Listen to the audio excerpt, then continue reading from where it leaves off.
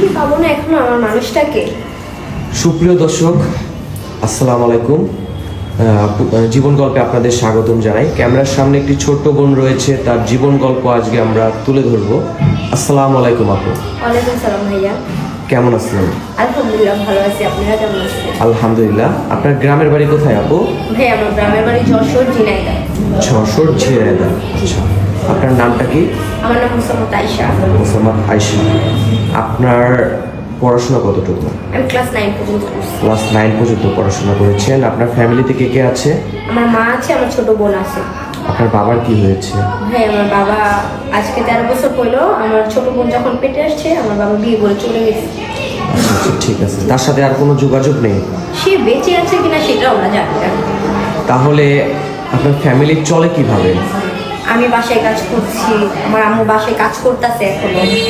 মানে অনেক খারাপ অবস্থায় আছে। হ্যাঁ ভাই, একদম নিম্ন ফ্যামিলি। আচ্ছা, প্রতিবেদনে আসার মূল কারণটা কি আপু?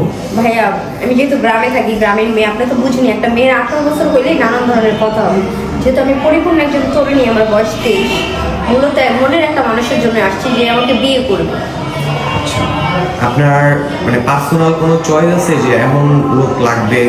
বলতে পারেন মন খুলে। হ্যাঁ ভাইয়া, সবারই তো একটা পছন্দ আছে। মূলত আমার হাজবেন্ড যে হবে সে আমাকে ভালোবাসবে, আমার বাবার মতো আমার হাত না ছেড়ে যাবে, আর আমাকে ভালোবাসতে হবে, 5 ওয়াক্ত নামাজ পড়তে হবে। এই আচ্ছা, আমাদের ভিডিও দেশ ও বাইরে থেকে অনেক মানুষ দেখে।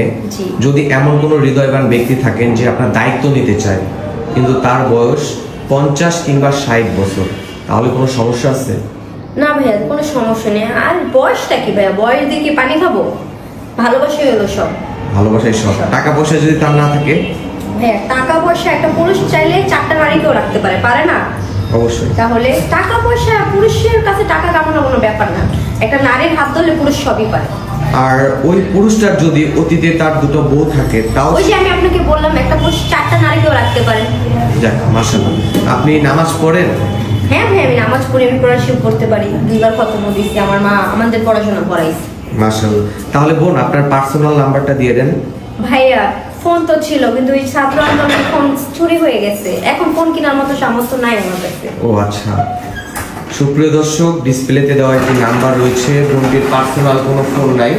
আপনারা যদি চান তাহলে আমরা ইনশাল্লাহ যোগাযোগ করিয়ে দিব ইনশাল্লাহ। আচ্ছা বোন, বিয়ের পরে সবারই স্বপ্ন থাকে জামাইকে নিয়ে ঘুরতে যাবে। আপনি কোথায় যাবেন? আমার জামাই আমাকে যদি মানে কবরও নিয়ে যাবে সেখানে। মাশাআল্লাহ মাশাআল্লাহ।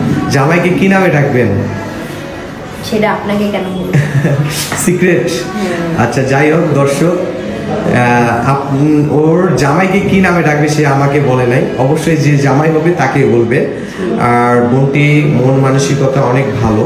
যদি কেউ যোগাযোগ করতে চান, ইনশাল্লাহ ভালো একটা মেয়ে আমাদের বললেন, ইনশাল্লাহ আমরা যোগাযোগ করে দেব। ওকে বোন, ভালো থাকবেন, সুস্থ থাকবেন। আসসালামু আলাইকুম। ওয়ালাইকুম আসসালাম ভাই, আপনারাও ভালো থাকবেন। আসসালাম।